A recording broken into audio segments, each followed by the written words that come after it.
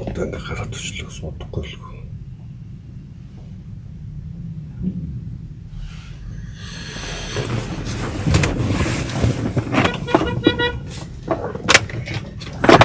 За эхэлсэн байна. Орсон байна.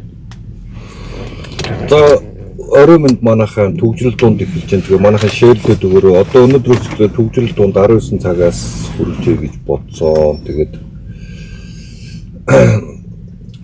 өнөөдрийн маань зочноор Норгийн улмаа дуу оролцож байгаа. Тэгээ одоо ирж байгаа төгжрээ зам нэлийн төгжрээтэй байгаа. Одоо ирж байгаа. Ер нь яг та монголчууд бид ингээл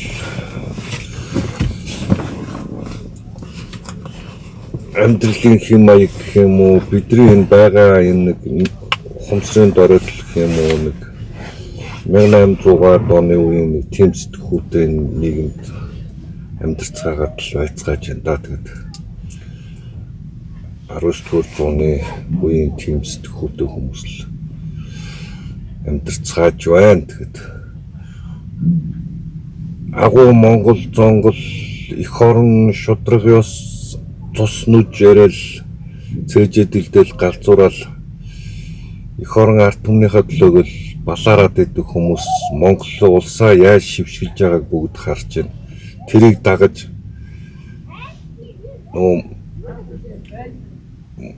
юунаар муур дайнд хөөрнө гэдэг шиг дүүнээр нь тэлчиндэг тэр доор бичиж байгаа. Мэдээж ихэнх нь бот орол хаягуд байгаа хэл та. Гэхдээ эрүүл саруул хүмүүс зүгээр хүн байгаа хүмүүс нь тэнцээ тэгээд бичиж байгаа байдлыг хатж байна. Уул нь ингээ Монгол улсын засгийн газар энэ Орона компанитай гэрээгээд шийдвэр гаргасан Монгол улсын засгийн газар. Тэрнээс Францууд бидэнд буу тулгаж байгаад хийцэн мөрөөсөө байхгүй. Тэнгуут нь тэнцээ очоод сэтгц мэдрэлийн хэдэн өвчтөө хүмүүс тэгээд эх оронч тэгээд өөрсдөө нэлсэн Монголоо бузарлаад ингээд байж байгаа бүгдөө улсаараа хараал байж байна. Яг жинкнээсээ бол Кремль бидэнд тулгын шаардах бичиг өгсөн. Тэрийг өнөөдөр ингээд ашгүй нэг гिचгийн зогсоол ямар ч гэсэн Чингис хаан олон улсынхаа буудлыг аваад үзлээ. Одоо тэгээд нисэх онцныхоо буудлыг аваад үзлээ. Одоо тэгээд манай ган төмөр буу тулгуулсан байлгүй дээ. Тэгээд би амьд явж чадахгүй шүү дээ орцгүйгээр болчих шиг. Гэхдээ ган төмөр энэ Халтмаагийн бат тулга гэдэл амьд явж чадахгүй байгаа үстэй даалгавраа биелүүлэх үхэх юм байгаа үс. Монголчууд бидэнд ямар хамаатай. Энэ олон жил юу тавьсан яваал ирлээ. Хоригдоод байлаа бид нар. Яагаад нэг юм энгийн юм ойлгохгүй байна гэж бол байхгүй. Зүгээр иргэд маань бас эргэлдэж магадгүй. Энэ Евраз эдийн засгийн холбоонд чинь армянууд байсан, гарцсан, Азербайджан байсан өөрсдөө гараад явцсан. Тэгээд эн чинь ийм Оросын буцаагаад зөвлөлт холбоот улсыг байгуулъя гэсэн тэр Оросын том амбицэн дээр байгуулсан Евраз эдийн засгийн холбоо шүү. Бид нар Илэнд Баланцгийнхаа Орос руу юугаар зарах юм? Хоньны мах авахгүй Оросууд. Үхрийн мах манайх ч өөрсдөө үхрийн мах нь дутагддаг. Хятад руу махаа гарахаа хаачаад тэгээд Орос руу зарна гэдэг. Галзуу бодож олдог. Эсхий таавчгал авч зардгүй бол өөр юу зарах? Эсхий таавчгаж авахгүй шүү дээ Оросууд. Тэгээд энэ одоо энэ хүнсний үйлдвэрүүд нь бодоо болохоор шийдлээ л дээ. Тэгээ нөгөөж мөгөж юу гэдэг жижиг нарийн боомны цэхүүд мэхүү та нартаа энэ Оросын гурилан бүтээгдэхүүн өрсөлдөгч л орж ирж шүү дээ. Өөр яах юм? Бид нар тийш юугаар зарах юм? Зарах юм байхгүй юм чи. Тэгээд нэг шат сүүн бүтээгдэхүүн шиг бид нар өөрсдөө сүүгээ гаднаас авдаг шүү дээ. Үүр нэг галзуу юм яриад тэгээ хичнээн ноодор модоо гарах юм та мэдж байгаа мó гэсэн чинь гандан болохоор тэр хувийн хвшлийнхний хийх судалгаа би мэдгүй хин тэгсэн мөртлөө энэ Евраз эдийн засгийн холбоонд орохоор ашигтай гэх юм. Тэгээ мэдгүй байгаа юм бол ашигтайг нь яаж мэдээд байгаа. Ийм галзуу юм тэгээ өнөөдөр тэр дэмжиж саналаа өгсөн их хурлын гишүүд бүгд хараа байлгүй дээ. Тэгээ бүгдөө ингээд Кремльд барьцаалагдсан ийм үйл явдлууд болж байна. За тэгээ Жонкоч зүтгэл бол улаан цаа монголчуудыг төрийн тэргүүнээс нь ахуулаад Монгол ерөнхийлөгчөөс нь ахуулаад занал хийлж байна.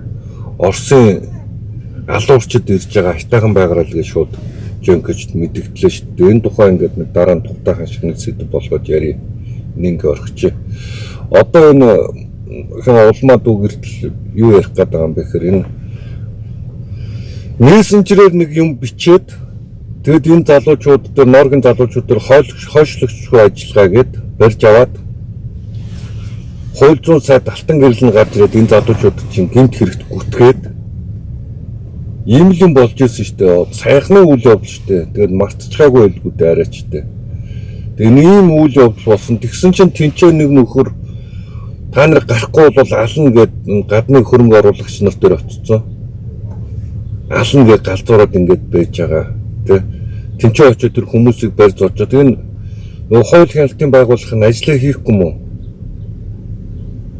Одоо бүр улаанцаа тэгээд Монголыг ингээд тийм алуурчд байдаг улс шиг ойлгуулж штэ. Нөгөө эх орондоо хайртай хүмүүс чинь. Тэгээ Франц чинь монголчууд амьдарч байгаа штэ. Европоор нэг дарсан монголчууд амьдарч байгаа. Тэгээ улс үндэстний ингээд шившгэлж байгаа энэ үйл явдалтай нөгөө нэг 19-1 буюу монголчууд өмнө манд урайлан дуудаж талцсан хуваах үйл ажиллагаа явуулсан байж магадгүй гэд хойшлогчгүй ажиллагаа гэж улам сайхныг барьж аваад үстэй. Тэгэнгүүтээ одоо болохоор энэ яг энэ бодит байгаа энэ Кремлийн энэ төслийнхний ингээд айш авирлж байгаа улаан цаа очоод тэнд хүн ална гэж занал хийлж байгаа тэр чинь хуулийн хариуцлага байхгүй мó? Энд чинь жинкнээсээ Монголыг талцсан хувааж байгаа үйл явдал үстэй. 3 дахь хөршин хөрөнгө оруулалт орж ирэх нь хүнд гай болоод байгаа юм бэ?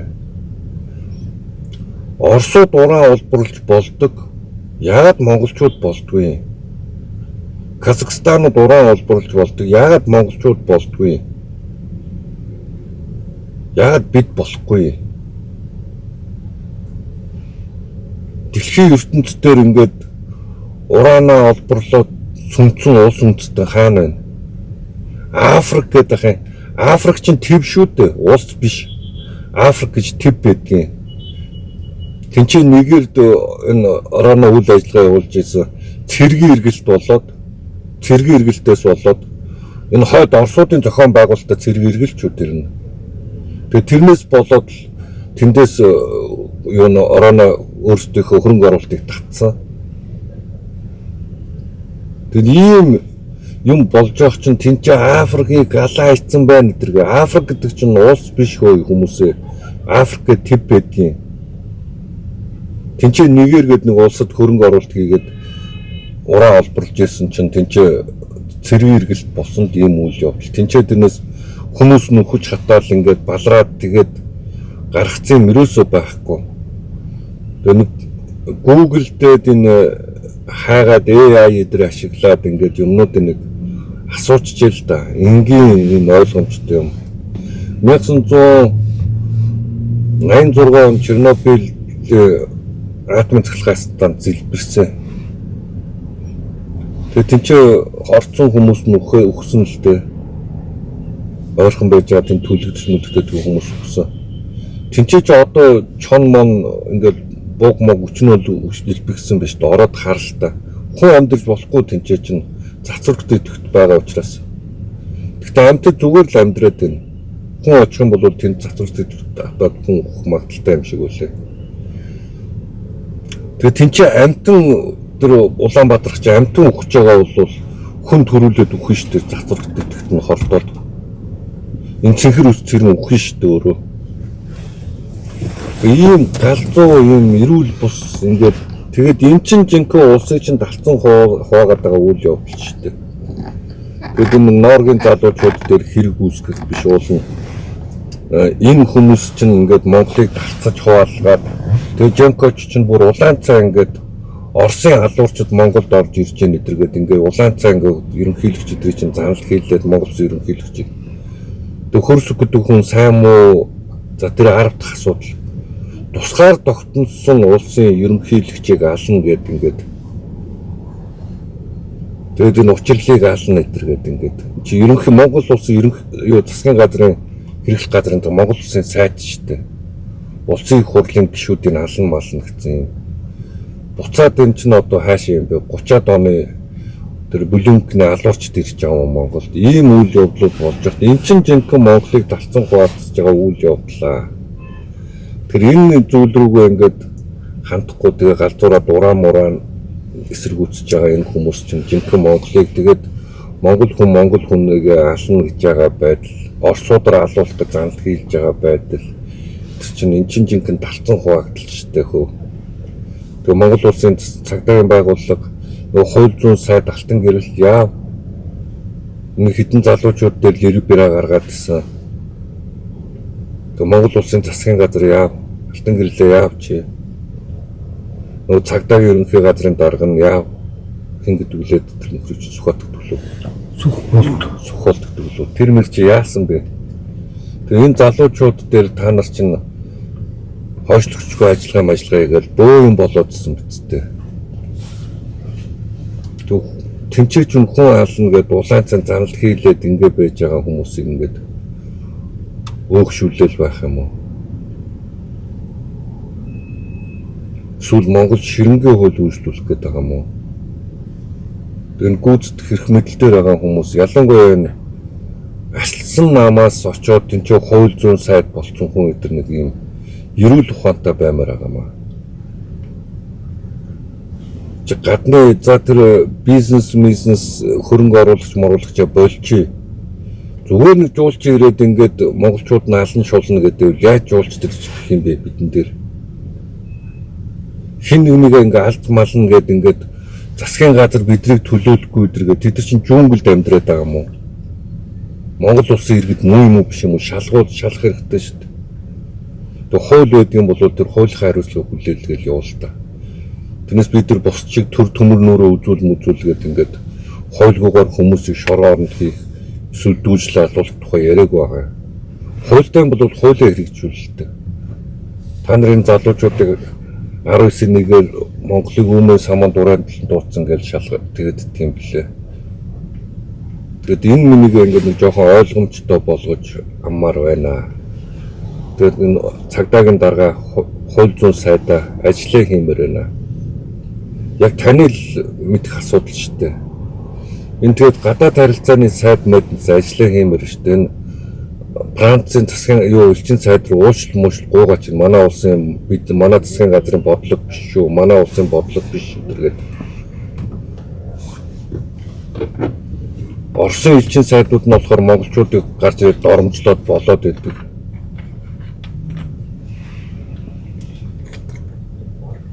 Тэр чинь гадны энэ дипломат ёсмос мэддэг юм байгаа үстэй баццдаг гэдэг энэ гадаад харилцааны сайд нь. Тэр мөрдөн ингээд тэр Францын энэ элчин сайд мэдээс уучлалгүйгаа тэр хүмүүсээс нь уучлахгүй л та. Чи Монголын ирэх ашиг биш юм байгаа үстэй. Та нар эсвэл явуулсан юм уу? Энэ миний нэг жоохон эрүүл ухаанаар харж ингэж явахгүй бол энэ чинь улсаараа тоглоулмааргүй шүү дээ. Ирээдүгээр өөрийнхөө маргааш үр хөвгдөх ирээдүгээр тоглоулмааргүй байна. Тийм болохоор энэ хууль зүйн сайд мэдэн ажиллаа хиймээр байгаа юм. Тэр ажиллаагаа тэр хүмүүстээ хуулийн дагуу тэр хариуцлагыг хүлээлгэх хэрэгтэй. Тэр ямар хуультай тэр эрүүгийн хууль мөлн дээр чинь тэгээ бусдын биед ингээд хөндөж ингээд бусдыг ингээд доромжилж алан мална гэж занал хэлж болох юм уу? Энэ хуульгүй өгүүлбэр юм уу эсвэл хүний биед гар хүрхэн зүү юм уу? Тэгээ манай эрүүгийн хуулийн дээр юу заалт вэ?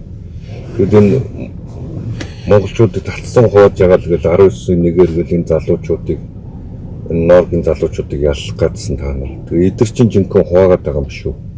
Тэр нүнийг шалахгүй юм уу? Цагдаагийнхаа хууль зүйн сайдаа та чинь өсөрч гарч ирээд мэдээлэл гэдсэн үстэй. Энэ залуучуудыг баахан хар тамхичд мөрөдөө тоглоомчд болгоол. Тэг нэг энэ хүнийг амь насыг хорлуулсан баг алуурч айтай мэдээлэл гэдсэн үстэй хууль зүйн сайд. Одоо тэгээд энэ хүмүүс дээр хариуцлагатай мэдээлэл хийхгүй юм уу? Одоо энэ хүмүүс дээр мэдээлэл хэмжүүлэлээ Please confirm the kiss inside. хариуцлага хүлээлгэмээр шүү дээ. Тэгэхгүй ингээд аливаа юмыг ингээд нэг ингээд сенсац болгож ингэж үлдээдэг монголчууд бид нар ч болсон болмоор байна. Ийм эрүүл бус ухаанаар Ямар загас биш. Ямар таруух биш бид нар чинь нөхөр нь хөөж орлоо буцаж гарч иж буудуулдаг таруух биш. Нэг иймэрхүү малтамхай байж болмооргүй. Тэгээ би яг энэ Монголын тусгаар тогтнолоо занал хийлж байгаа тухай тусад нь маргааш сэдв болгоод ярина. Энэ Жонкочд яагаад монголчуудыг бүр улаан цай ингээд Оросын алуурчдыг авчирч алуулна гэж занал хийлж байгаа. Энэ санаандгүй үг. Ялангуяа тэр Жонкогийн тэр хуульч санаандгүй гарч байгаа үг бол биш үү? Хуульч хүний амнаас гарч байгаа үг. Бүр улаан цан тэр алуурчдын нэл томьёогоор хэлж шүү дээ. Ачаач гэж ирж байгаа гэдэг.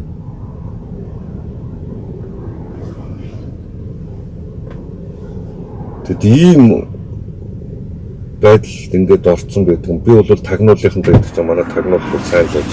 Ирэх бол юм маргааш сайн илүү тодорхой ярих гэж хаана юм чинь. Анх ирж юм. За одоо нөө хэн норгийн улмад орсож байгаа. Бид өнөөдөр яг эдний үеийнхэн илчлөө юу гэж ойлгоод байгаа. Please fasten your seatbelt for your safety. Тэгэл ярихсан. Тэгээ одоо дүү орж ирээд ярьчихъя гэж бодож байна. Орж ирж байгаа юм уу? Тий, анх ирж байна. Түгжрээд тэгээд бас дүү зам муутай ах шиг гэж тэгээд ярьчихлаа. Угаасаа 7-оос ирж ий гэж одоогоос өнөөдрөөс эхлээд. Тэгэхээр өдөр уртцсан болохоор 6 цаг гэр манай хүмүүс ч бас яг ажил дээр байгаа даа шүү. 7 гэж ярьчих гэж өнөөдрөөс эхлээд. Үгүй ээ. Мань суудлаа мөсдөж. Тэгвэл 95-8 оноос хойш үеийн залуучууд одоо тэр 2000-ад оны залуучууд юу бодоод байдгийг яг тэр өдрөд тойрог ярьцгаатай гэж бодож байгаа. Тэгээд дүүтэй жоохон яриа үүсгэж байна. Тэгээд жоохон ерөөл ухаанаар асуудалд хандж юмраа тэгээд энэ Хятад юм уу, Оросын бодлогоор л энэ Казахстан юм уу, энэ улсуудын бодлогоор манай урааныг хуулахгүй тийм бодлого барьж байгаа. Тэрнээс энэ өөр аль нэг улсын ашиг сонирхол энэ дээр орж ирээгүй. Монгол эрчим хүчний асуудал өөрсдөө урахгүй сууч. Монголчууд эрчим хүчээ өөрсдөө шийдэхээр эсэргүүцэж байгаа эдгээр чинь өрсөлдөгч байх тэрээс айж байгаа. За сайн байна.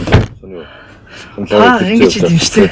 Заваа эхэлцээ явж байгаа шуулмаа.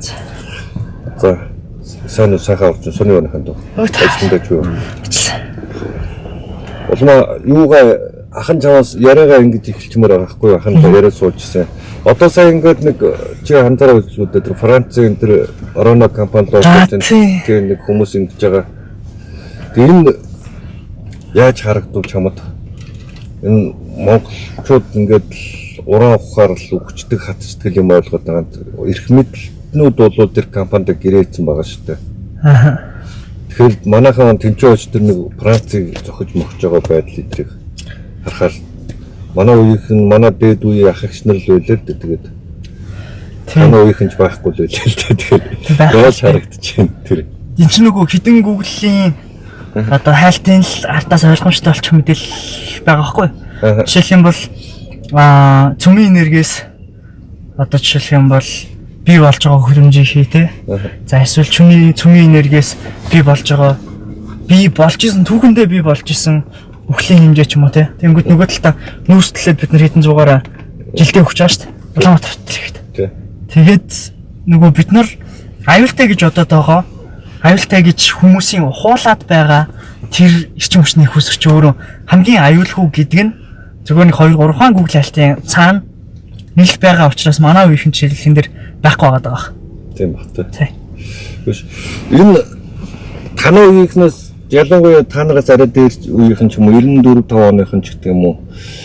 Одоо социализм гоё байж идэргээд нэг тийм юм яриа бид нэг нэрсэр нэлээд жигдэлсэжсэн. Танай үеийнхэн юу гэж боддгийг ер нь та нар тэр социализмын тухай ер нь юу хаанаас ойлголт аваад идэх юм та. Зөв. яа нэг хэсэг тийм үе угаасаа байсан юм шиг байна. Тэгээд тэр чин өөс хүн болгонд одоо ч тийм бодолтой манай их юм байгаа. Тэгээд тэрний шалтгаан чинь нөгөө эмээ өвөнөөр за зарим эмээ өвөнөөр тий. Гэхдээ ингээд эсвэл за зарим аав ээжүүд хүнд чинь юм дурсамж айгуу гоё байдаг штэ. Тий. Ностальжи гэж ярьдаг тий нөгөө. Тэр дурсамж эргээд харахад нэрээ тэр гоё ээжтэй, эргээд харахад энэ гоё ээжтэй гэдэг. Тэр мэдрэмжэн дээр л айгуу их үсдэм болов.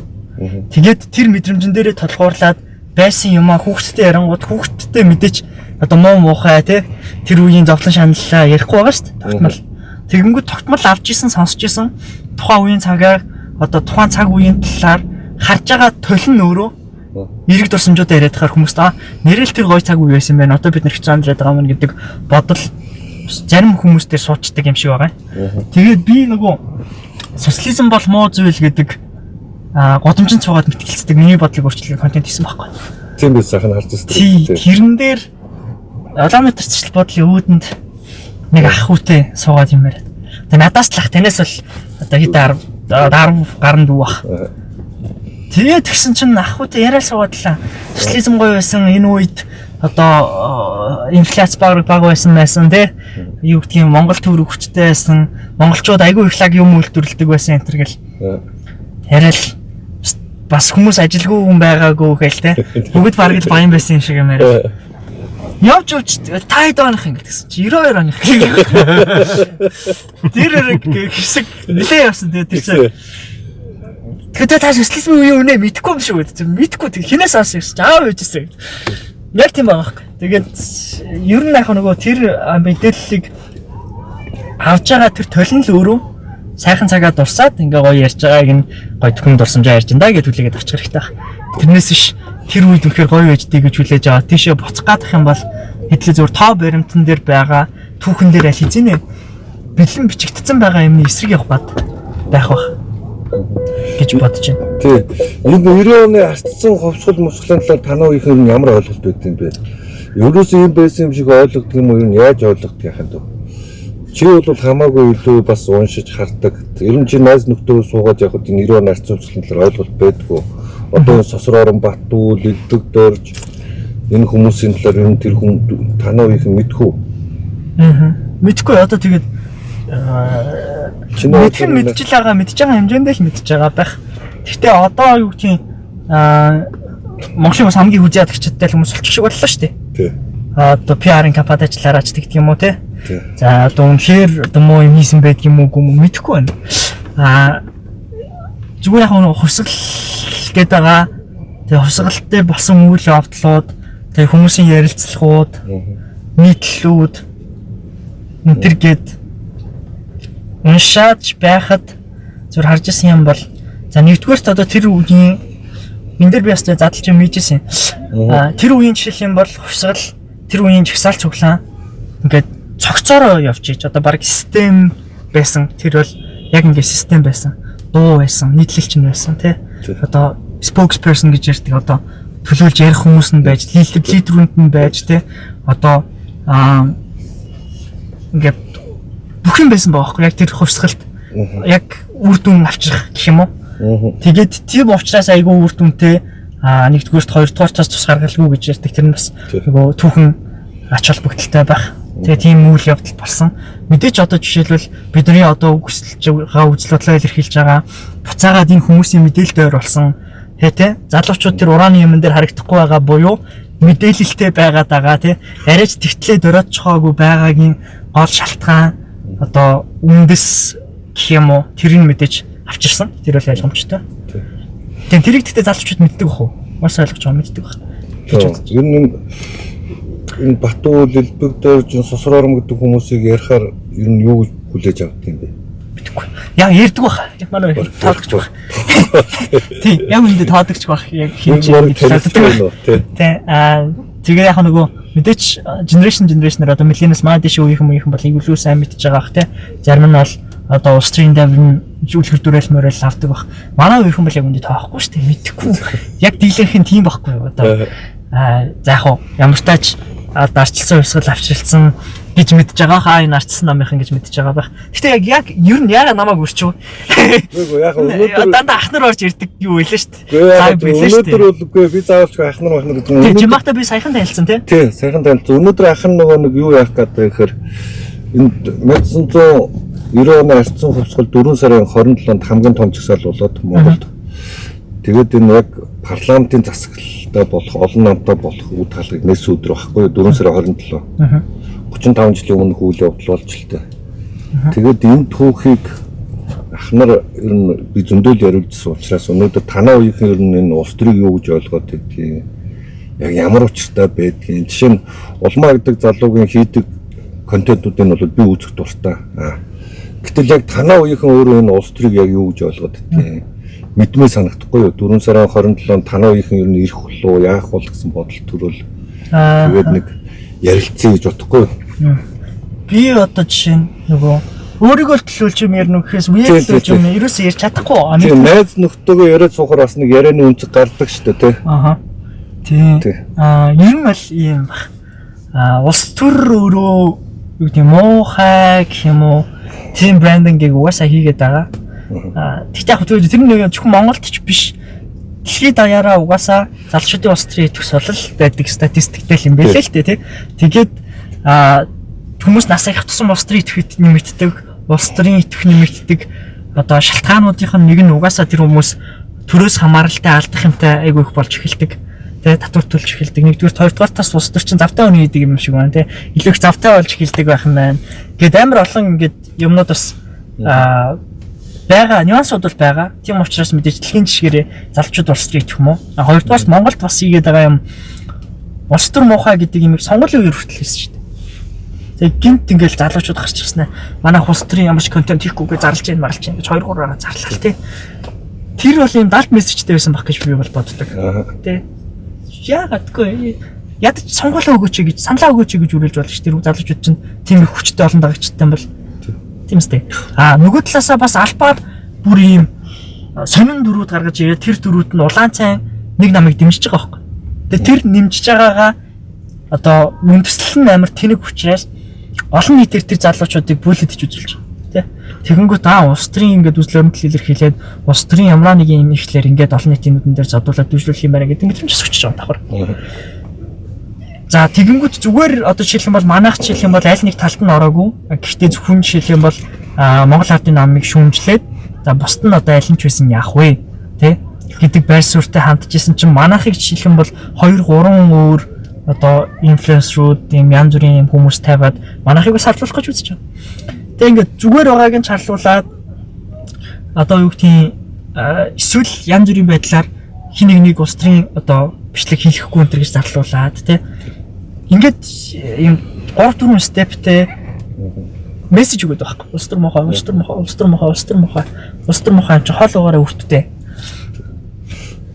Тэгээд тэр мессеж нь яг нөлөөлж байгаа. Айгүй их нөлөөлж байгаа. Хоёрдугаар жишээлх юм бол жигсаал цуглаан тавилттай, жигсаал цуглаан мөнгөөр захиалгатай, жигсаал цуглаан гэдэг бол муу зүйл, буруу зүйл, муухай зүйл. Тэнгүүт тэр чинь нөгөө бидний эрх хэрэгтэй эрхээ хамгаалдаг эрх байхгүй. Тий. Эрхтэй байхаа хамгаалдаг эрх байхад одоо би одоо мэрэгжлийн улс судлаач үнэ яжд байхгүй гэж яриад ярьдаг угаасаа тийм болохоор ингэж яриад байгаа шүү аачлаарай. Гэхдээ нөгөө эрхээ хамгаалж байгаа эрхээ эдлэгтэй хэмжлийн мэдрэмжтэй санаа зовлтын мэдрэмжтэй болгочих жоохгүй залж байдаг. Энд ч салхи хин захиалцсан бол шүү дээ. Яаж ер нь тийм. Тэгээд тэр нөгөө пропагандаг амарсаа хийж байгаа учраас залжууд бас тэр итгэх муу байгаа гэж бас бодож байгаа. Чиний контентуудыг танаа үеийнхэн хэр үзэж байна? Баг штэ. Одоо манай аудиенс чинь нэгдэг байхгүй. 16-аас 25 бил 16-аас 25 нь 20% 28%. Дахиад 30% нь болохоор 25-аас 40 насныхаа.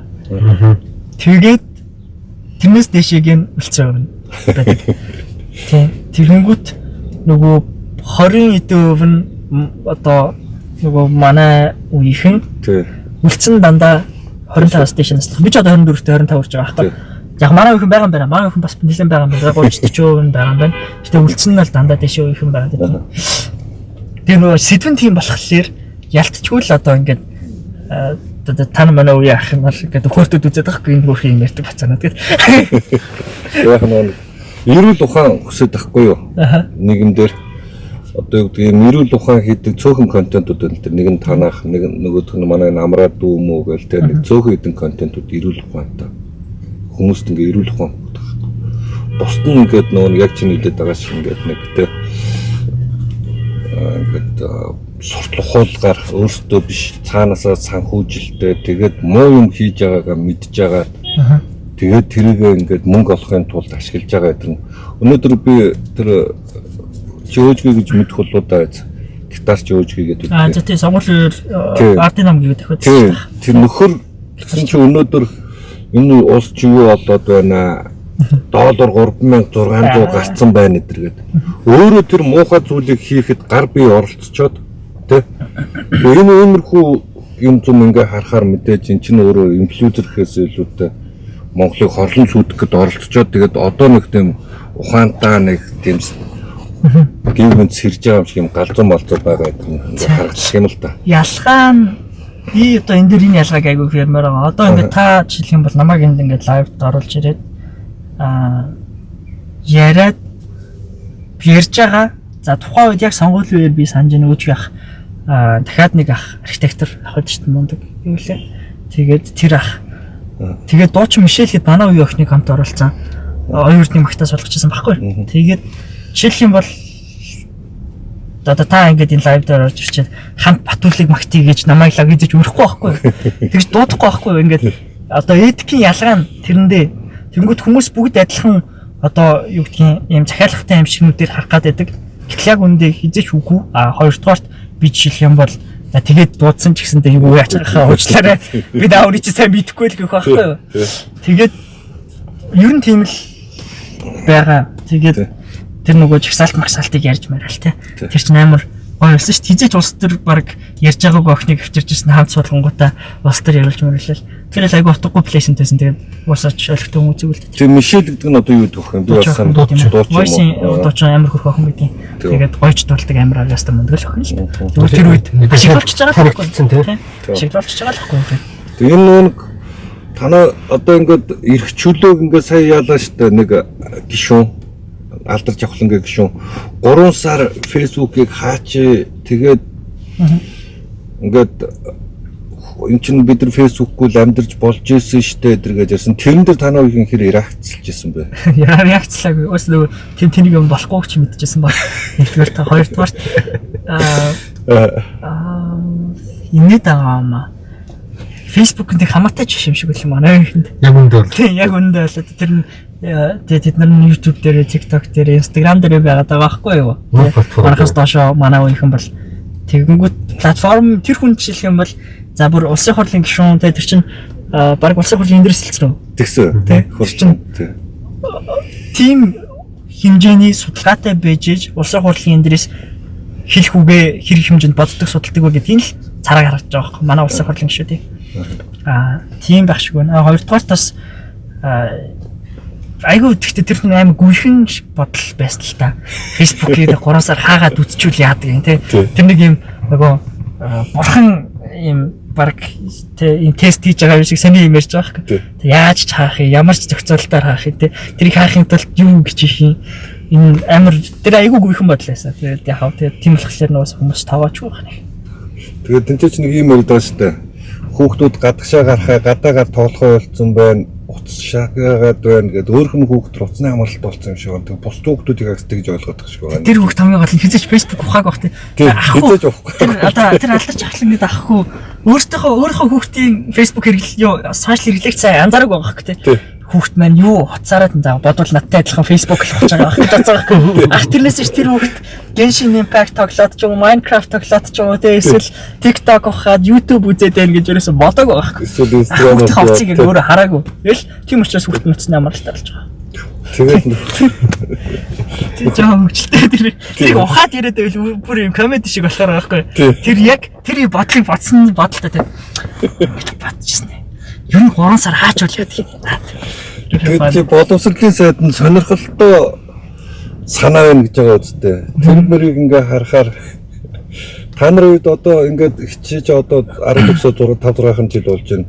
Энэ боловсролын систем дээр байгаа энэ үйл явц яг би ойлгохдоо магадгүй буруу ойлгож байж магадгүй.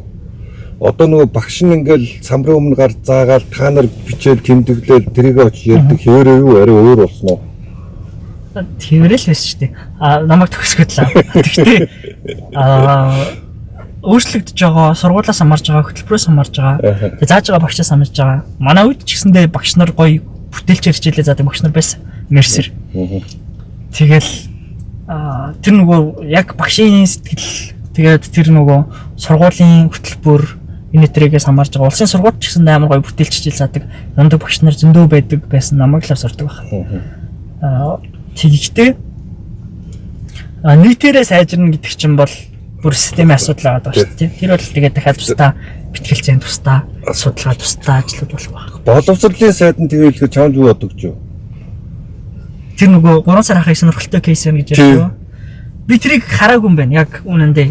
Тэгээ яг боловсролын сайд нь тэгээд хэлчихлээ шүү дээ. Тэгээд галаа захирал, Наранбат баяр захирал махлыг бол тэгэл мундаг хүмүүс гэж уган боддог юм. Тэгэхдээ яг одоо жишээлх юм бол сайдын ажлыг авснаас хойш ч юм уу цэцэг рүү нэгдснээс хойш нэгдүгээрт яг нэг өөрсдөө засгийн газрын дотор би орчиж байгаа учраас сүрх хүчний байр суурь дээр байсан тэр тоноо бүр хайчхан жоох утгагүй санагцсан.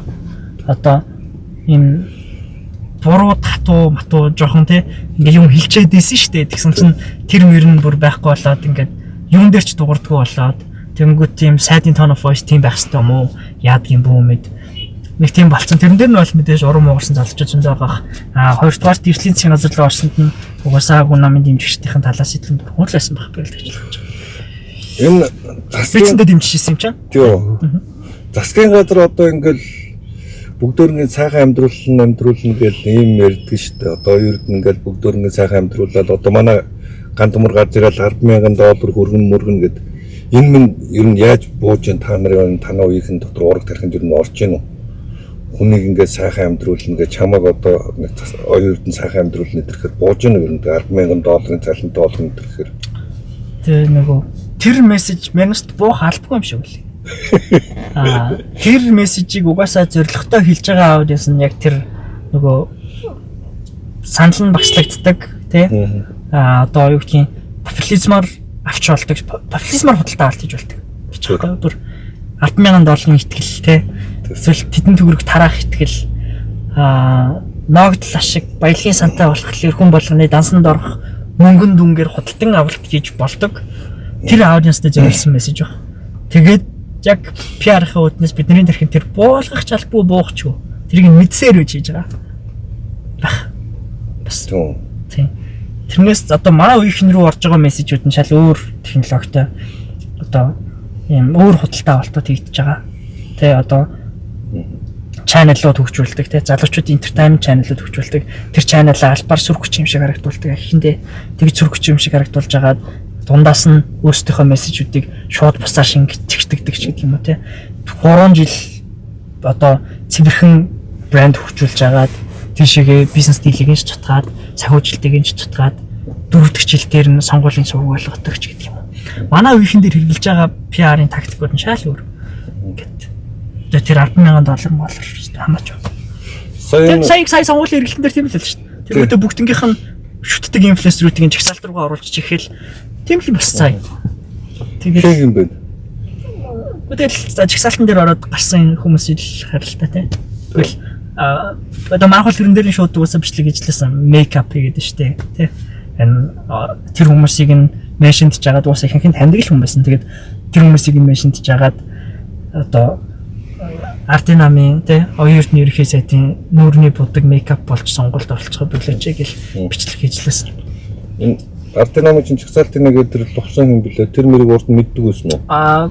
Үгүй гэхдээ миний ойрын айгүй бол мэддэг л байсан юм байна лээ. Гэхдээ одоо бас тэр чинь ороод гарах нэг асуудал тий. Одоо мейкап болоод гарцсан тэр ойлгомжтой тий. Тэр хүн мейкап болж нэгээр гарснараа жишээлх юм бол хойно байгаа дахиад нэг 2-3 хүний саналд төлөвлөсөн. Яг тэгэхээр нэг номер дээр намынхаа даргаыг тавиагүй гэдгээрээ PR-сэн шүү дээ намч. Тэнгүүт дахиад за 2-3 одоо яг тийм бидний хүсэмжит бос хүмүүсийг гарахад нөлөөлж санал татсан байх магадгүй залуучуудаас. Гэхдээ ороод тэр хүн бас өөрийнхөө тэр квотн дээр орсон юм юу болгож ажиллахыг нь бид нар одоо дахиад 1-4 жилийн дарааш мэдэх байх л та. Тийм. Энэ ер нь ингээд ийм улс төрийн сонирхолтой ч гэдэг юм уу нийгмийн талаас нь ч гэдэг юм уу ийм сонирхолтой ярих тийм залуучууд хэрэг байдгийг ер нь уулзаж сонирхоод хоорондоо ярилцах тийм хэрэг ярилцж байна. Тийм боломж нөхцөл та нарт хоорондоо ярьдаг мэлдэг тийм ялангуяа чи одоо бас нэлээ нийгмийн мэдлэгтэй болж байгаа шүү дээ. Тэгэхээр чи тийм юм ярьдаг залуучууд хэрэг олширж байна. Та чинь юм тойроод ер нь ярьж сууж байна клуб маягаар. Клуб яа зөв нөгөө жоохон юм болохгүй байгааг мэдрээд байгаа залуучууд. Тэгээд манай найзууд бол энэ болохоо ч тий. Итлээ нэг ингэдэг нэг тийм ингээ жоохон юм хиймээ гээл тэг ядаж ийм community үүсгий хоорондоо ингээгээл гэдэг юмнууд тал санаачлахуд байна. Одоо би хэдэн жижигхэн community гэдэг юм бүүмэд дандаа жижигхэн ингээд зүгтрээд болцдог найзууд. Тэгээ уулзаж суугаад тэгээд юм ярьдаг тийм л хүмүүс байгаа. Гэхдээ энэ том нэгдэл movement гэж ярьдаг шүү дээ. Тийм л байхгүй. Тийм юм ч одоо үүсэх шаардлага нэг үндэ бас арайхан байхгүй байх шүү. Учиргүй бас тийм нөгөө We Democracy дээр индекс оноо давтартаар болсон гэдэг ч байгаа ч гэсэндээ бас учиргүй бүр сүрчгээгүй байна гэж би уг нь хардсан шүү дээ. Уг нь бол тийм үү. Явандаа бол энэ юу бол явж байгаа юм л да. Сая энэ Чингис хаан олон улсын буудал модлыг ингээл Оросд өгөхөр боллоо гэж чи бол яг ойрхон байж байгаа хүмүүс ингээл анзаараад ингээл хараад ингээл Евразийн эдийн засгийн холбоонд орох гэж ингээл бээн хэрүүл хараал бол ингээл урагчд нь илрээл юм боллоо. Энэ дээр залуучууд хэр реакцлсан бэ? Яг чиний ойр тойрныхын хэр реакцлсан мэдэрсэн үү энэ? Миний ойр тойрныхын зүүн дээр реакцлсан л та. Тэгтээ тэгээд миний ойр тойрныхын чинь чиний ойр яа байгаа. Тэгтээ яг тэднэр нь бол тийм айхтар реакцлаагүй нэг ганц хоёр ширэлсэн юм байсан баг. Залуучууд одоо манай их юм те. Найзууд бол тийм зүгээр яах вэ? Боддог үдчихдээ асуудлууд нүүр байгаа шиг байна л да. Монгол Оросын нөлөө те. Улс орны тусгаар тогтнол гэж санаа зовхгүй байх шиг байна. Манай их яг үнэндээ айгүй цөөхөн санаа зовж байна. Санаа зовхороо бас юу гэмээр судалгаа жоохон багтай улс уур муутай гэх юм уу тиймэрхүү юмнууд дээр хөдөлчих гээд байх шиг байна. Тийм. Гэхдээ яг нөгөө боддоор яг тэр сэдвүүдийг бүр шимтэж сонсч мосхгүй тэр шагаад байх шиг байна. Айгүй тэр шааж байгаа. Нэг юм ярьж байгаа бид нар одоо зохицуулах хүмүүс нь зохицуулна гэж ярьдаг шүү дээ. Шийдэх хүмүүс нь шийдэх. Төрийн төлөө огт гэдэг үг талаад нь орсон юм шүү дээ. Бас тийм барьж гинөө. Үгүй л дээ. Яг хөө тэгээд тийм үг мэдээж хэрэглэхгүй байгаа юм л хуучны. Тийм үг хэрэглэхгүй байгаа. Гэхдээ зөвхөн хандлага нь бол уусаад мань мэд оролцож байгаа юм. Нэгдүгээр хоёрдугаар ч ойлгохгүй байгаад байгаа шүү. Ойлгох хэлээр нь ярихгүй байна. Одоо шийдвэр гаргагч нар тэгээд манайх занах шиг сүгүү зөндөө гарч байгаа ч гэсэндээ бидний хүрэх потенциал хийх давтамж гэл манайх чинь тэр одоо түлшний эргийг бичлэг болгож амжаагүй. Одоо энэ юу гэж бичлэг болгож амжааг одоо нэг татвар дээр л бичлэг хийж байгаа шүү байна. Тэгээд бас өдөр тутмын амьдралдаа бас ингээд дарагтаад тэр сэдвүүдийг яг үндэ бүгдийг хүндэж юусэн амжихгүй байна. Энэ түүхийн юу муу ямар орд юм бэ? Одоо та нарын үе чи одоо шинэ Монгол улсын түүх мөх арай 400 ардын журамчрыг 10,000 хяактад ялаад малаад гэдэг түүх одоо ордог уу? Боловсрол сургууль дээр. Тэгэхгүй би л тэрийг сонсчихлээ юм байна. Монгол улсын түүх ер нь ямарчгүй юм болж байна. Сүхбаатар айгүй мундаг цэргийн жанжин байгаад орж ирэл сугнахыг булчлагыг тооч гамингуудыг завчиж идэр гэж ордог уу юу? Гэхдээ тийм ч амар пропагандатай л биш л ахал та. Тийм. Гэхдээ яг нөгөө байсан араа байгаа л ах. Тэгтээ би яг одоо түүхийн хичээл үзээгүй амруудсан байгаа болохоор мэдгүй л 78 жил болчихлоо шүү дээ. Яг санахгүй. Яг яаж орд юм бол нэрээ. 8 жил болчихлоо та. Чамаг огт орж ирсэн үү? Яг нөгөө тэр пропагандагаар явж ирсэн эсвийг бол мэдгүй байна. Тийм. Тэгээ нөгөө хуучин ардын намын пропагандагаараа, хувьсалт намын пропагандагаараа явж гинөө үгүй гэж санахгүй дээ шүү дээ. Тийм. Мэдгүй байна яг үнэндээ. Санахчгүй байна одоо тухайн үед пропагандад хийлэгжсэн байсан ч тэрийгэ мэддгүй ч байсан байна. Энэ жоохон байсан юм чи. Тийм жоохон байсан болохоор би энэ тэр түүхийн хичээл мичээ солигдсон байдаг юм л ямар үед юм бол гайхал. Одоо энэ Монголын хуучин уран сайхны кинонод байгаа шүү дээ. Манайхаа стогой кино мэнэг бол бөө ингээ хайлт болоод идэг энэ социализмын үеийн суртлах хуулга ахуулсан пропаганда үдс сурталчилсан кинонууд. Тэгээ энэ үдс сурталчилсан кино мэнэг үздэг юм уу юу?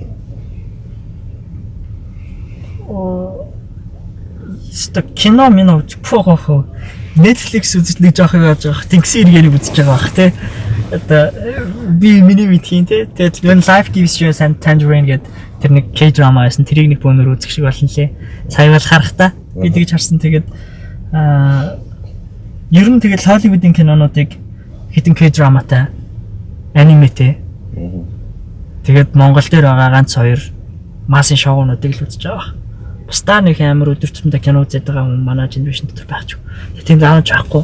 Хоёрдугаар гэртээ зураг тавьдаг манай үе айлуудч баг цөөхөн болчихдог шүү дээ. Тийм үү? Яа, мэдгүй нэг тийм за байх ёстой гэж авч байгаа болохоос зураг тавьдаг үзэгчгүй ч байх шүү.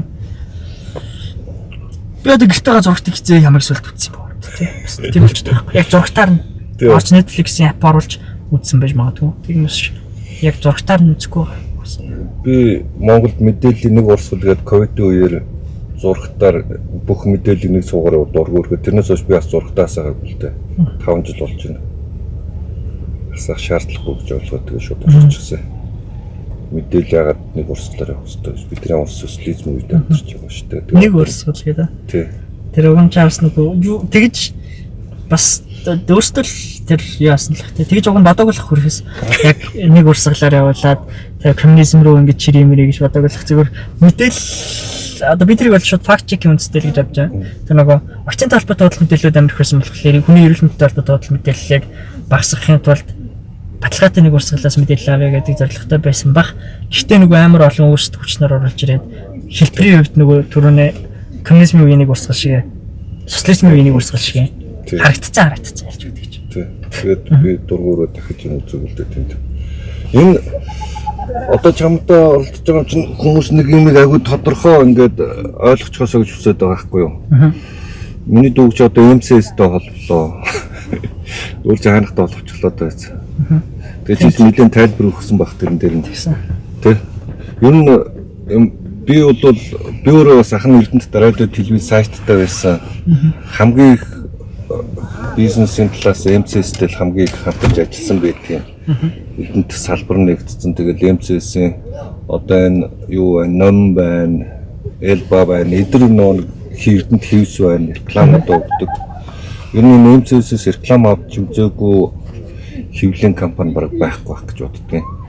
Тэгээ танахаар ингээд MCS мэдээж тийм мэдээлэл сурталчилгааны юм хийлгүүлжсэн байлгүй дээ. Хэр их тийм мэдээлэл сурталчилгааны юм рекламныхаа юм хийлгүүлжсэн байдгийн. Тэрэн дээр ч холбоод ах шиг байлаа шүү дээ, тий. Тийм бага. Тэгээ одоо нөгөө харсан л та маа төсвийн 10-аас дээш хувь нь бол MCS-ийн групп компани доторх компаниудын захиалга, групп компанийн группийн захиалга гэсэн байгаа. Гэтэ одоо тэр чинь нөгөө хийж байгаа юм. За одоо манайх тэдэн мод тарс тэр хэмжээний хүлэмжээ хий, тэр хэмжээний киловатт одоо цахилгаан хэмнэж за доктортой хөгжил тийм хувь нэмэр орууллаа гэдэг доктортой хөгжлийнхаа тайланг манайхаар ярилсан байдаг ч юм уу тий. Нэг аудит тэтгэл хөтөлбөр зарлаа тэрийг яриулдаг ч юм уу тий. Дадлагжигч хөтөлбөр зарлаа тэрийг яриулдаг ч юм уу. Нэг иймэрхүү л хамтарлууд байгаа шүү дээ тий. Эсвэл юу гэдгийг Unitel ногоон одоо ирээдүйн төлөө хөв цөөрөн буюу байгалийн амьтдыг ундаалах зорилготой химэл цөөрмүүдийг хийжээ гэдэг ч юм уу тийм. Иймэрхүү мэдээ түгээх зорилгоор бид нар тэрийг одоо захиалгыг нь аваад тэр захиалгыг нь бизнес журмаараа гүйцэтгэж өгч байгаа юмнууд байгаа болохоос их амар угаасаа л нэг тим төрлийн юм хийхэд манайх шиг сувгийг ашиглахчгүйгээ мэдж байгаа. Тэгээ тим төрлийн юм хийдэг эсхинч мэдэхгүй байна. Хүн тэгээд яг 10 орчим хувь гэдэг чинь манай төсвийн 10 орчим хувь гэдэг чинь бас тийм өндөр дүн ерөөсөө биш баг. Монголын нэг юм компани гэхэд тэгээд өөр зөндөө олон бизнесүүдэд бол 10-аас дээш хувийг нь өгч байгаа байх. Өгч байгаа ч яг угаасаа бид нар баталгаатай мэдж байна. Тэнгүүт манайх бол тэгж хондогдол холбогдоод байх үндэслэл бодит үндэслэл угаасаа байхгүй. Тэр нэг ингээд бизнес хийгээд ингээд явахад наадмын жахан ялангуяа контент үйлдвэрлээд тэр ингээд энэ өөрөө ашиг олдог гэхэд ингээд бизнес болоход аюу хэцүү л дээ.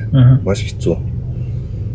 Тэгээд ялангуяа ингээд зориглоод явж байгаа чинь талхаадтын танаа үеийнхэн ингээд ийм контент руу орох төр хандлага хэрвээ YouTube дээр одоо яг танаа үеийнхний хийж байгаа контентуудыг хэрэг үздэг ямар ч юм маягаар ер нь дандаа тийм entertainment маягийн контентууд хийгээд байна уу? Тэгэл янз бүр байна дөө. Подкастууд амар том тренд болж байна. За одоо л подкаст гэж нэрлэдэг байгаа болохоос зарим нь бол аудиогоор яг бродкаст хийхгүй байх шиг байна. Ярилцлагын шоунууд л юу гараад байгаа шиг байна. Амар их. Бодлоо ордог, зөвхөлөө ордог, нэг нэгээрээ ордог. Баахан ярилцлагын шоунууд гарч байна. Сэдвэрээ өөр зарим нь entertainment юм ярьж байна, зарим нь нухацтай юм ярьж байна. Ингээд тэд нар бол айгүй нөгөө урт контент YouTube чинь үдсэн цагаараа одоо орлогоо олдог учраас бас юу яаж ах шиг байна. Айгүй ихэр тийм нод явж байна. Тэгээ урт контентын үжилт дэмжигдэх алгоритм байна. YouTube дээр бол урт контентууд айгүй хийгдэж байна. За шортууд нэг хэсэг айгүй хийсэн. Шортууд ч хүмүүс гоё хүрсэн. Одоо рилүүд айгүй хийж байна. Тэгээд entertainment рилүүд бол угаасаа л үеийн үед Монголд лаг байсан. Тэгэл нөгөө хуучин огшин шогийнхан алдаг байсан шиг тий одоо бол нөгөө entertainment reel хийдэг хүүхдүүд залуучууд л алж байгаа.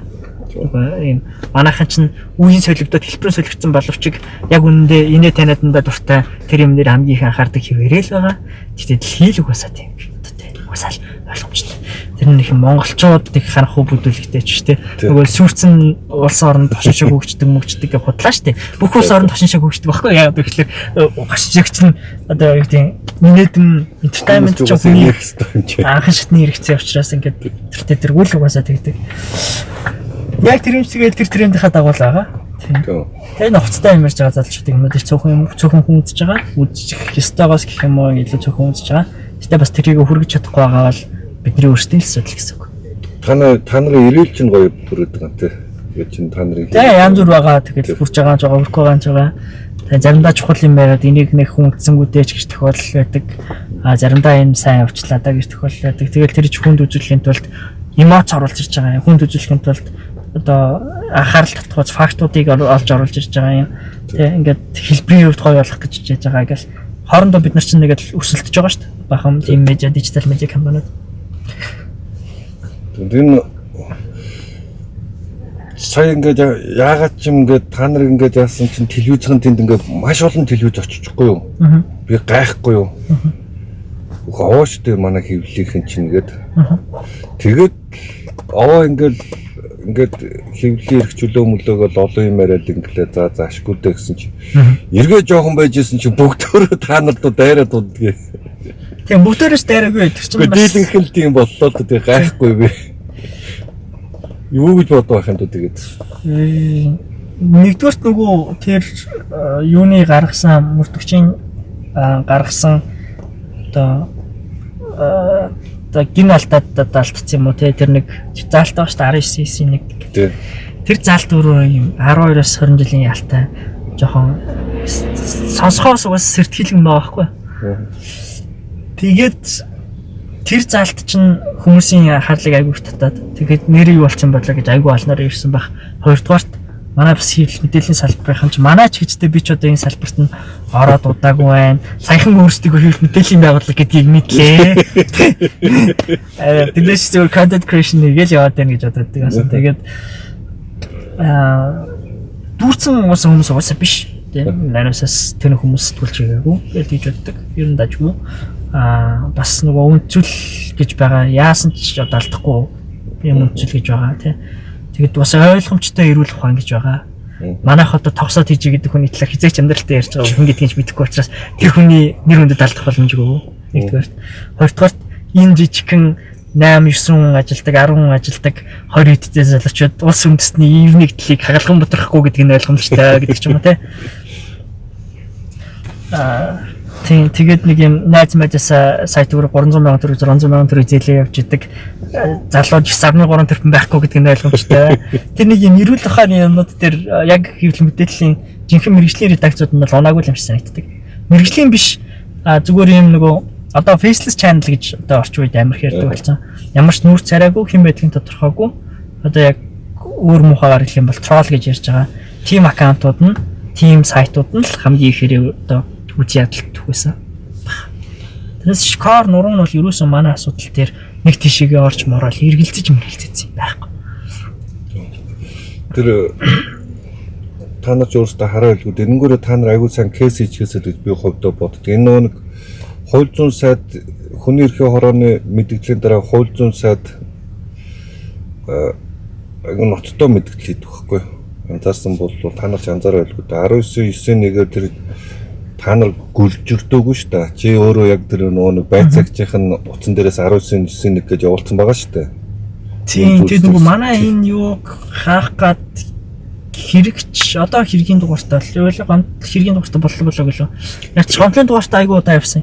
Тэгээд нөгөө шинжээч томилохын тулд хэргийн дугаар гаргаад тэгээ манай 2 процессор үлдсэн байгаа. Тэгээ тэрийг ингээд таах гэдэг бас яваад байгаа юм. Тэгээд энэ асуудал болохоор угаасаа нөгөө 13 14 гэдэг бодит цаасан дээрх юм л байгаа. Өөр юм байхгүй. Тэгээд тэр сайтын хийсэн мэдээлэл бол угаасаа тэр нөгөө байгууллага дотор яам дотор байгаа тий нэгжүүд байгууллагуудын хоорондын уялдаа холбоо нэг нөгөөдөө мэдээлэл хуваалцж байгаа энэ тэрний л юм алдаа үүссэн байх гэж бодож байгаа.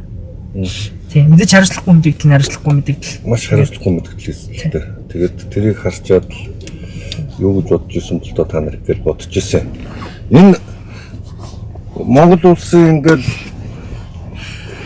мэдээж ингээд хүн болгонд өөрийнхөө амьдралын төлөө явах тэр үүд хаалганы дүрнэлттэй байгаасаа л гэж хүсэл та нар энэ болохгүй байгаа зүйлийн тухай ингээд Монгол улсын ингээд хүн амын зүг нь харахаар ингээд ялангуяа манай үеийнхэн ч ингээд үр хүүхдээ бошуухан шиг гадагшаа гарах юмсан гэсэн юм бодолтой ингээд юм болцсон байна. Танаа үеийнхэн ч бараг тэгж ярьж байгаа. Ер нь хэр хандлагатай байна. Ер нь Монголдо байхаас илүү гадагшаа гарч амьдрэх гэсэн тэр залуучуудын сэтгэл зүй хэр байх шиг байна. Ааха. Би сая нэг 6-7 хүүхдэд сургалт орж байгаа даа л тээ. Тэгээд тэр нөгөө манай арга хэмжээнд дээр сая бас нөгөө Content.com арга хэмжээнд дээр волонтер сайн дээр ажилласан хүүхдүүд байхгүй. Тэгээд сургалт орж байгаараа дэрсэн. Тэр гэхдээ угаасаа нөгөө англиний сургалтын төвөнд төгсөгчднөр 6 нь 2 нь Нью-Йорк, Шанхай явж гин гэж юм. За 2 нь болохоор NYU Шанхай явж гин гэж юм. 2 нь нэг нь Унгар явж гин гэж юм. Нэг нь гэл 6 хүүхдтэй суухад ер нь нэгээс нь бусд нь бүгд гадагшаа явах тодорхой нөгөөх нь гадагшаа явах бэлдэж байгаа хүүхд байгаа байхгүй. Тэр яг тэр бол нөгөө specific cases гэтэл ер нь залуучууд тийм байгаа. Нэг хэсэг нь угаасаа гадагшаа явах гэж байгаа. Нэг хэсэг гадагшаа явцсан. Нэг хэсэг нь гадагшаа явах хүсэлтэй. Яа тийм байгаа. Гэхдээ нөгөө буцаж ирэх мэрх хүсэлтэй залуучуудсандээ зөндөө байгаа. Ер нь яагаад зүгээр нөгөө залуучууд гадагшаа хүсэлтэй болдог. Эсвэл бас буцаж ирэх хүсэлтэй болдог вэ гэхлээр би ойлгосон хар ухаанаар ойлгохтой бол одоо байгаа амьдралдаа одоо байгаа нийгэмдээ өөрчлөлт авчрах чадамжтай буюу өөрчлөлт авчраад өөрчлөгдөн гэсэн итгэл байгаа цагт гадагшаа буцаад ирдэг. Эсвэл одоо байгаа амьдралаа үргэлжлүүлээд Монголдо байх эх орондоо үлдэх хүсэлтэй болдог. За энэ газар ч өстой амьдраад хичээгээд өөрчлөгдөхгүй юм биш үү гэдэг шантрах сэтгэл дээр л ер нь гадагшаа амьдрах, гадаадад иргэншил авах, тэ гадаадад харлах, гадаадад одоо ажил хийх тэр хүсэл улам нэмэгддэг тэр юм юу ад юм шиг байна. Тэгээд тэр л одоо юм найдвартай үгүй юу? Итгэл найдвар байна уугүй юу гэдэг асуултан дээр л эх орондоо үлдэхүү гадагшаа авах уу гэдэг юм шийдэгдээд байх шиг байна. Гэж зүгээр ажигласан. Тэгээд би бол аль болох ер нь эх орондоо үлдээсээ, гадагшаа авбал эргэж ирээсээ, тэ буцаад энд юм ийгээсээ, гадаадад амьдарсан гэсэндээ Монгол руугаа илүү хөрөнгө оруулалт хийгээсээ гэдэг л юм дээр байдаг. Тэгээд гадаадад амьдарч болно шүү дээ. Гоё кул яа тийм асуудал байхгүй. Тэгээ буцаагаад нөгөө Монгол руугаа гэсэн хөрөнгө оруулалтууд сайн их юм бол эн чинь тархины шавхталт гэдэг юм чинь бас амар чухал ярих сэдв байна гэж ярьдаг тийм. Энд жишээлх юм бол улсын сургуульд 12 жил сурагчиж байгаа чинь татвар төлөгчдийн мөнгөөр багш цалинжуулаад татвар төлөгчдийн мөнгөөр барьсан барилга дотор нэг нөхрийг 12 жил сурагчиж байгаа монголчууд. Тэгээд төгсөнгүүтээ нөгөө залуу чинь жишээлх юм бол дахиад 4 жил тий төрөөс татаас өгөөд хямдхан төлбөртэй болсон чанартай улсын их сургууль сурчиж байгаа байхгүй. Тэрнээс яг бодит үнээрээ Монгол их сургууль тийм хямдхан байхгүй шүү дээ. Бизнесийн газарчмаар би л гэж боддог. Тийм учраас тэг ингээд сураад төгсчин тэгээд нэг өөрөө мөнгө олоод англи сургуультанд явгоотаа тэрнийхээ ардаас гадагшаа сураад гадаадтай амьдраа гадаадтай татвартлаа гадаадтай хөрөнгө оруулалт хийгээд тэнд ажиллах хүч болоод тэнд гадаад компани хөгжүүлээд тий. Ингээ яваад байгаа чинь тархины шахагдалт эдийн засгийн утгаараа ч гэсэндээ асар хэмжээний мөнгөн дүн Монголоос гарчиж байгаа. Тэгэл хизээний Монгол төр одоо Монголын төр гэж байхгүй шүү дээ. Монголын татвар төлөгчид хөрөнгө оруулалт хийсэн. Айгүй их том баялаг урт хугацааны хөрөнгө оруулалт шүү дээ тий. Ямар ерөн хөрөнгө оруулалт 12 жилийн дараа 20 жилийн дараа 25 жилийн дараа өөр хөргөж өгдөг тий. Амар урт хугацааны хөрөнгө оруулалт байгаа байхгүй. Татвар төлөгчид хийсэн. Боловсролынхаа системд оруулаад тэгэнгүүт тэр хүн тэгээ гараа авчиж байгаа чинь эдийн засгийн утгаараач тэр за ёс зүйн утгаараач тэр дахиад ингээд бус утгаараач тэр буцаагаад Монголд ямар нэг юм өгье гэдэг сэтгэл угаасаа гадагшаа явж байгаа залчууд гадаад амьдарч байгаа хүмүүст байх ёстой. Тэгэхгүй бол энэ тархины шахагдалт чинь бүр амар өрөвдөлттэй нэмэгнэлтэй тийм үйл явдал угаасаа болж байгаа. Тэгээд амар олон хүмүүс солонгост ажиллаж байна, амар олон хүмүүс. Яг солонгос ер нь хааж ажиллаж байгаа хүмүүс гэхдээ бас буцаагаад Монголд амар хөвгдөг. Асар их хэмжээний мөнгөн дүн доллар буцаагаад эдийн засгийн хэрэглэнд оруулалт юм байна шүү дээ. Тэр бас айгу том тоо харагдчихсан. Би ахын сая 12 сард Америкт очиод тэнцээ хэд Монгол залуучууд уулзсан л доо. Яг л танаа үеийнхэнтэй уулзсан. Тэгсэн чинь тэд юу гэж хэлсэн бэ гэхээр зарим ч чамаас нэг ах байсан байхгүй ч гал насны тэгээд нэг 20-с нэг 30 насны залуу 35 орчим насны залуучууд уулзсан. Тэгээд 30 залуучууд уулзсан баг бөөнд нь. Тэгээд тэд нар надаас 3 л асуулт асуугаад. Монгол ингээд тийм хизээ юм чөлөөтэй болох юм бэ? Эрхчлөөтэй юм хидээ эдийн засгийн төлөх юм бэ? Яагаад монголчууд энэ юм дарангуул руу яваад хахад ингээд чимээгүй байгаад байгаа юм бэ? Монголдо бид нар уулын хайртай очимоор байна. Гэхдээ бид нар яах юм тэнцээ очиод ингээд ийм дарангуулагчтай болцсон ийм нийгэм рүү бид очиод ингээд харанхуур улам яваад байгаа нийгэм рүү очиж тэнцээч очиод бид яах юм гэдэг нэг иймэрхүү маягтал яриа болсон бидний хооронд. Тэгээд цаг чамаг ярьж байхад бодж илээ. Тэнд нэг Белорус 2 залуутаас санаанд явж таарсан. Белорус. Тэгсэн чинь тэр Белорус 2 залуу юу гэсэн бэ гэхээр нутгаасаа гараад 20 жил болж байгаа 2 залуу байна л та. Тэгээд нутг руугаа яадгүй би ч бас ингээд яриад ингээ Белорус руугаа та нар мөнгө төгрөг яадаг гэсэн чинь юусэн мөнгө төгрөг шилжүүлдэггүй бид нар ингээд тэнцээ нэг ах маань байгаа ээж маань асууцсан гэж юм нэг нь. Тэгээ ах маань одоо хаана яваа мэдэхгүй. Бид нар тийш мөнгө шилжүүлэх шаардлага байхгүй. Тэр бол хогийн сав болсон тэр болсон. Ямар шаардлагагүй гэдэг ингээд ярьж байгаа. Тэгээ Венесуэлд явж хахад Венесуэлийн тэр нэг хэдэн хүмүүстэй уулзж ирсэн тэр надтай нэг залуус ярьж ирсэн. Венесуэлд тахаар нутг руугаа тэр мөнгө төгрөг явуулах болчихдгүй шүү дээ. Чирэл гэл хайдаг гэл. Тэр чинь нэг чиний хэлээд байгаа тэр уурах тархин гойдсон л доо Венесуэл одоо юм гойд Белорус Орос ч гэдэг юм уу. Тэгээд энэ зүйлүүдийг ингээл хараад тэгээд та нар үеийнхэн ямар бодолтой байдаг юм бол манай миний ойр тойрны миний ах чи хүүхдүүд миний ойр тойрны дүүнерс мандсан манай ялангуяа миний төрс ах их чи маань хүүхдүүдсэн их нь гадаадд л байна л да. Одоо тэгээ яах вэ тэгээд би ямар сэтрэг Монголд ирээ сайхан байна гэж худлаа хэлдэг ш. Тэр нөхцөл байдал яг ямар болох гэж мэдэхгүй байгаа энэ үед чинь тэ. Агуул тийм харамсалтай санагддгийг. Тэгээ намсан бэртгчэн сэтгэлгээл санагд. Тийш одоо сайхан болох нь хинжээ сайхан болох юм.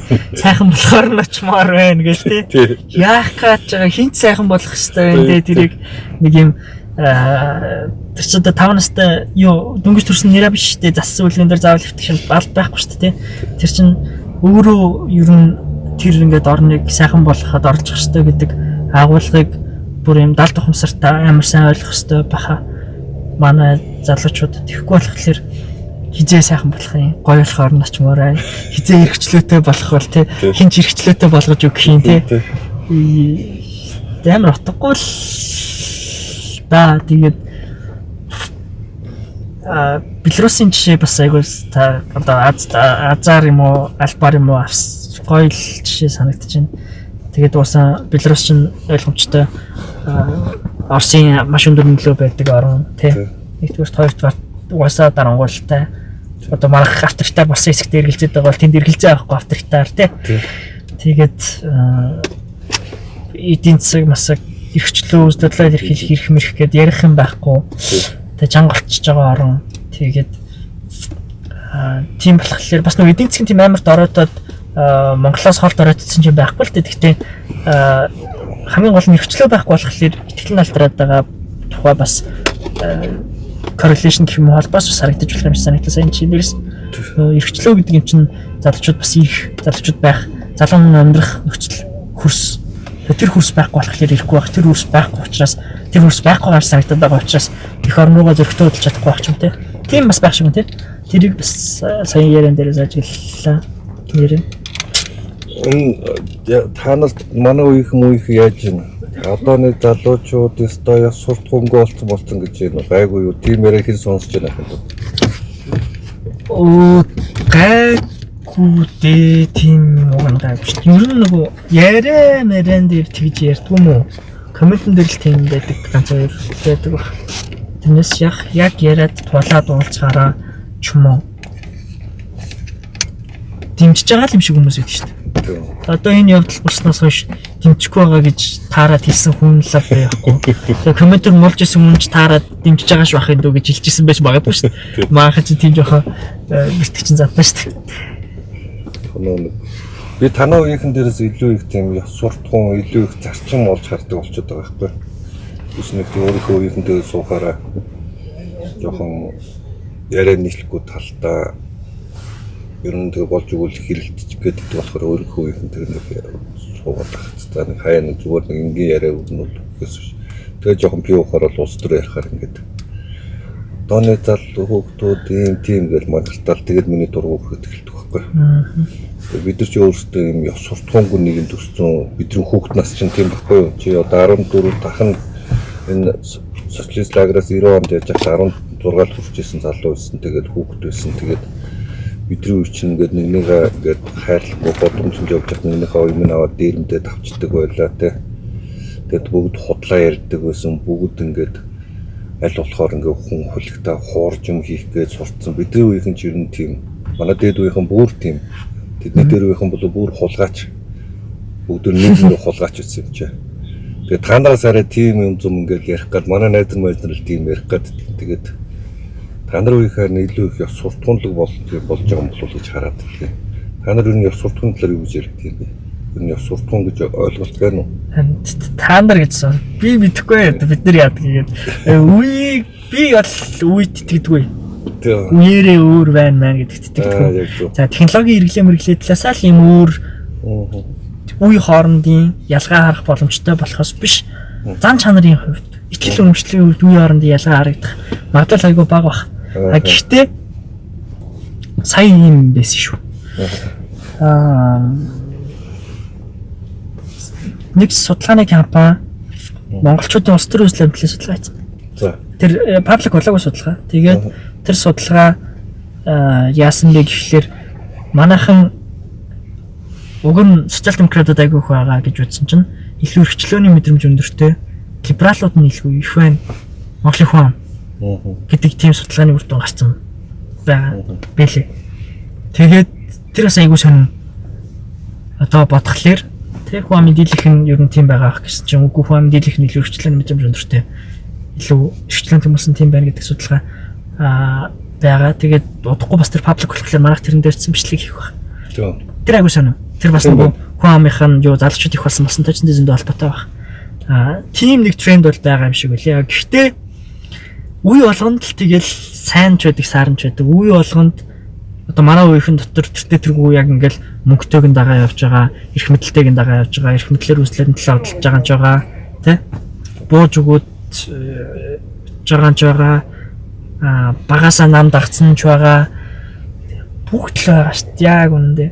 Тэгээ бэртгчин зам ч байгаа. Үе орлогонд хулгайч байгаа шүү дээ. Манай хулгайч болоо бэлтгэж байгаа шүү дээ. Манай үеийнхэн. Энэ нэг би 23 оны судалгаа ярих гэдэг л да. Энэ Сант Марлын судалгаа. Гэт яг улс төрийн өнцгөөсөө бол энэ нэг итгэхгүй буюу хар мас гэд нэрлэдэг байгаа шүү дээ. Энэ итгэхгүй мас нь Монголд 32% байгаа юм л та нөгөө нэг мөнгөөр саналаа өгдөг те. Нөгөө амархан юмд итгэдэг. Одоо манай энэ Алтмаагийн Батболоо, Сайхуугийн Ганбаатар Матерт итгэдэг те. Оюутлогоо Монголын шулаад энэ одоо ингээд далаа ичээгээд тэрэнд итгэдэг хүмүүс нь 32% байгаа байхгүй юу? Эргэлддэг буюу ингээд хөвдөг мас гэдэг, хөвгч мас гэдэг энэ улс төрчид саарл мас гэж яриад байдаг те. Энэ нэг 23% байгаа байхгүй юу? Итгэвхтэй буюу сонголттой яг тэр сонголтоо хийцэн идэвхтэй буюу нэг юм тэр сонголттой маск гэдэг нэг 45% байгаад байгаа юм л да. Тэгээс чамаг ярьж байгаа чинь бодож илаа. Судалгааны дүн нэг юм иймэрхүүл багцаанд гарах болоо. Либералууд нь олонх байгаа гэдэг байгаа тэр 45 дээр нэг нь 23 хэмжээнд л гарах болоо. Тэрнээс дээш нэг гарч унахгүй хаа. Тэр нэг хүн ам чинь энэ Европт гэх юм уу за нэг соёл хүн төрөлхтний тухай иргэнсэн соёлд олон зуун жил иргэнссэн соёл руу бид нар явж байгаа энэ тухай ярихаар айгүй боловч та. Ер нь бол яг та энэ Америкт ч байна, Европч байна, баруунч байна, юунд ч байна, Япон, Солонгос, Австралид, Канадад ч байна. Ийм хар мас байдаг шүү дээ. Нийгэмд те. Гэхдээ тэдний өрөөсөө тийм Европт ялангуяа 10% сэтэрдэг байхгүй. Америкт хамгийн өндөр хувь 18% байдаг. Манайд 32% болчиход байгаа нь зовлон болчиход байгаа юм л та. Тэрнээс тэр нэг 18% байж байвал тэгэл окей бид бол нэг тийм төртгөө уршилж гадаг. Тэр илүү их гэгэрээд байгаа юм ба илүү их та нар одоо нийлээд ингээд та залуучууд та нар ингээ үеийнхэндээ нөлөөлж байгаа нөлөөл ялангуяа манай үеийнхэнд ингээ өгч байгаа мессежд чи их нөлөөлж байгаа болов гэж ахын найддаг шүү дээ. Тренд найдаж байгаа. Тэгтээ тэгэл нөө ядуурлаад байгаа л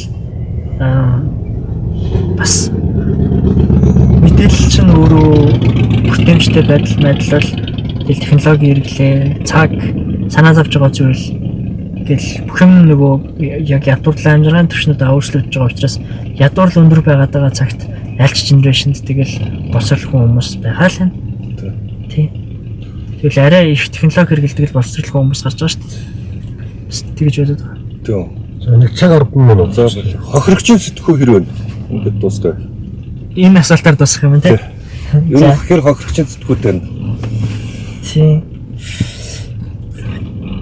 Нөгөө илүү дээр оронд амьдэрсэн бол тий. Эсвэл юу гэдгийг төр зэсэг өлегтэй байсан бол тий энэ 76 навш 126 навшаас одоо 126 болчихсон. Тий тийм болж байгаа гэдэг сэтгэлгээс л дагжил байгаа хэл та. Тий. Гэхдээ бас үнэхээр бас арай гайгүй болж байгаа хаа. Тэр бол айгүй би нэг тийм одоо хамгийн сүүлд үеийнхээ залуугаас тийм үг хизээч сонсож байгаагүй. Би л ер нь тийм одоо тийм навшнууд гэж бүүнээр нарааж марадаг тийм нэсэр сонсож байгаа. Яг зөв төр болохгүй байна те. Онцгүй байна авчиж байна одоо хааж байна. Одоо тиймэрхүү юмнууд мэдээж сонсож байсан болохоос биш. Тэднээс л боллоо бүх юм гэдэг юм үеийнхээ залуугаас сонсож төгсдөө байхгүй. За баярлалаа. Тэгээд өнөөдрийн маань зочноор Норгийн үүсгэн байгуулагч улам сайхан дүү маань оролцлоо. Тэгээд 2025 оны 4 сарын 27-нд 90 он гэрчлэг авчирсан эр зөрөгтнүүдтэйгээ хамт морондоо морцсгож бид энэ нийгмийн болж бүтггүй энэ Монгол улсыг ингээд живүүлээд бидний амьдралын боломжийг хулгайлаад маргааш маань хулгайлаад үр хүүхдээ ирээдүг хулгайлаад байгаа. Энэ асуудал дээр засгийн газартаа хариуцлага тооцоцгоо 90 онд эр зөрөгтнүүдтэйгээ хамт мордъё гэж байгаа шүү. Тэр хүмүүс бас уриалж байгаа шүү. Би энэ дэр нэг юм болчих нөгөө одоо энийг чинь юу байгаад одоо тасалж тавиад байд юм уу те. Нөгөө одоо манай зүгээс бол одоо би жишээлбэл улам сайхан гэдэг хүнээр л одоо сууж байгаа. Тэгэнгүүт за Норгийг нэгдүгээр төлөвлөхгүй зүгээр яг улам сайхан гэдэг хувийн нэрээ сууж байгаа. Хоёрдугаар талхлаараа бас одоо яг сүүлийн одоо call to action гэж хэлж байгаа байхгүй те. Ингэрээ тэгэрээ гэж байгаа юм дээр одоо миний зүгээс л янз бүрийн юу байхгүй шүү. Тийм. Тэгэхгүй бол одоо бас айгүй хэцүү тэр чинь ингээд тасалж тавиад одоо Норгийнхаа ингээд жагсаалт уриалдаг явчих.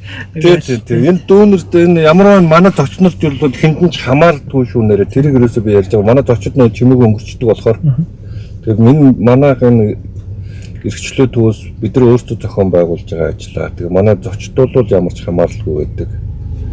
За тэгээд баярлалаа дүн. За баярлалаа. Маш их баярлалаа хандаа. За баярлалаа манайхаа.